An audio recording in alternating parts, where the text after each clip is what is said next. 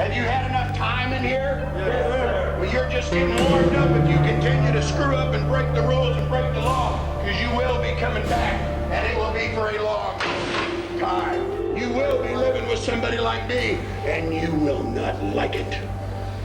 But I'll enjoy it. I'll have big fun with you.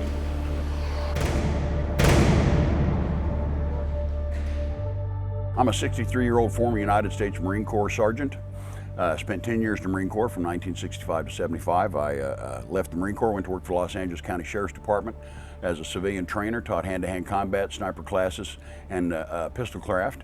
I've got a 5th degree black belt in Taekwondo and a 2nd in Aikido. I could be a martial arts instructor, but I've never been interested in doing that. My primary deal is I go to schools and I talk to kids all across America about the results and the effects of being involved with drug usage, being involved with gangs, and the harsh reality of what life is like in prison for a young person who's foolish enough to make that choice and wind up there. And it's happening more and more frequently all the time. During the time that I was involved in drug smuggling, I don't know how many tons, literally, of cocaine I brought into this country. Part of your educational process involves many things, but one of those that it involves is learning how to make choices about various things. And that's why I came here today to talk to you about choices. My one choice took me from being a well-respected businessman in my community, well-known and liked by everyone, to being a convict in just a matter of a few minutes, literally. I mean, I hadn't gone to prison yet, but I wound up going, and I knew I would. I made one stupid choice, and it changed my life forever. You see, the thing I always want to emphasize to kids is very simple. The choices you make don't just affect you. And I have kids tell me all the time, oh, Mad Dog, it's my life, it's my body, I can do what I want. Well, that's certainly true to an extent.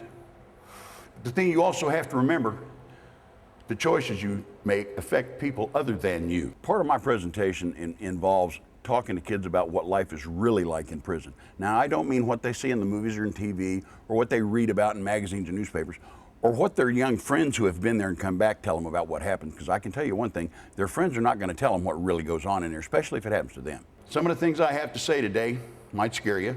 It's not my purpose nor my intent. I'm not going to waste my breath or your time trying to scare anybody. Some of the things I have to say today might offend you, and I really don't care. But I much prefer you be offended for a few minutes by listening to what I have to say than be offended by making a foolish choice that puts you someplace where I can guarantee you will be offended every day, whether you like it or not. I want one kid every day to stop and think about what they do or what they're thinking about doing before they actually do it. And you know, they may go ahead and do something ignorant, and they may ruin their life. But at least if they stop and think about some of the things I said, maybe they won't. And if I can get that, then I'm a happy camper. Everything I talk about comes from personal experience. It either happened to me or it happened in front of me to somebody else. I didn't read it in some magazine or newspaper or book. I didn't see it in the movies or on TV.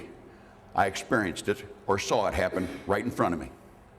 Out of every 100 kids born in the United States, by the time they reach the age of 21, 15 are locked up and 7 are dead due to drug or alcohol-related choices. Today, I'm going to stand here before you and ask you, learn from what I did. Don't go learn the hard way. Because if you have to go learn the hard way, it will be the hard way. I can guarantee you that. Because if you make a choice that sends you down that path, when you arrive down there, as soon as you walk through those gates, you immediately become a member of the most hated minority in America today, regardless of your sex, color, creed, race, or religion. You become a convict. What I try to do is get them to understand that the choice that'll change your life will change your life forever. And I found out that more kids, and I've had educators and law enforcement people and DARE officers and school resource officers and stuff tell me that they've never seen the kids pay attention more in an assembly. They've never seen the kids ask more questions or be more curious or attentive about somebody who came to speak. People call him Mad Dog. He is tough, he is mean, he's been to prison, but now he is out. And Mad Dog is trying to keep kids from going in. See, things are a little different in there than they are in school. In there, if somebody tells you to do something and you don't, pretty soon there'll be several people who will show up and they will help you do what you were told to do. And it will be an unpleasant experience, I can assure you, and might even get to be painful depending upon how slowly or quickly you react to the things they ask you to do. Ever since I got out, I formed an outfit called STOP, S-T-O-P, stands for Straight Talk Outreach Program. And that is precisely what I do. I travel to junior and senior high schools and some colleges and any other youth-oriented organizations or venues, and I talk to kids about the harsh reality of drugs, gangs, and what life is really like in prison for somebody who makes a foolish choice to be there. I haven't gotten into all the things I can tell you about being involved with using drugs and being involved in gang activity, and I combine them both together because you see, here's the deal, and it's real simple. Gangs comprise about 90% of their monetary income from being involved in drug distribution, sales, use, or something. Drugs are a big part of how they make their money.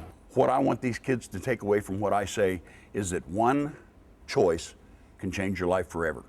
It took him almost a year to die. It only took him that long to make the choice that took his life. For 1 second out of his entire life, he didn't stop and think about what might happen. I rarely ever get to actually see the results of what I do.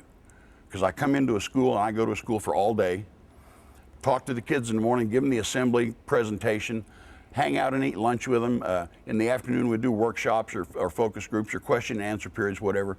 But at the end of that day, then I'm gone and I'm on the way to another school. Going to jail is the best one of the bunch because the other two aren't so pleasant. So what I'm after today is to do nothing more than make you stop and think about some choices before you make them. If you're thinking about getting involved in something, you're not sure whether you should do it or not, I can give you a self-analysis test. It's very simple. Ask yourself 2 questions. If you need advice, you need to talk to somebody that's much older than you are, that has an idea what happens and what experiences will result from some choices. I don't tell them anything different than their parents, than their officers, their teachers, their counselors, their minister, their rabbi, their priest, whoever. I don't tell them anything different. The only difference is that I've got the FBI rap sheet and the prison record, and I've been there.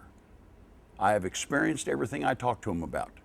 But when you make a choice that puts you down that same path I wound up on, and you wind up making that trip that puts you behind that big steel gate, when you walk in there, there's 3 things you better know before you go there. And they don't care about anything except what they want, because that's all they have left. They've lost everything else in their life, and you better hope you're not what they want. Rarely do I ever get the opportunity to actually see if I've made a difference. And that's one thing I wish I could see more of, but I know I'm making a difference just because people tell me I am. So many people tell me I do.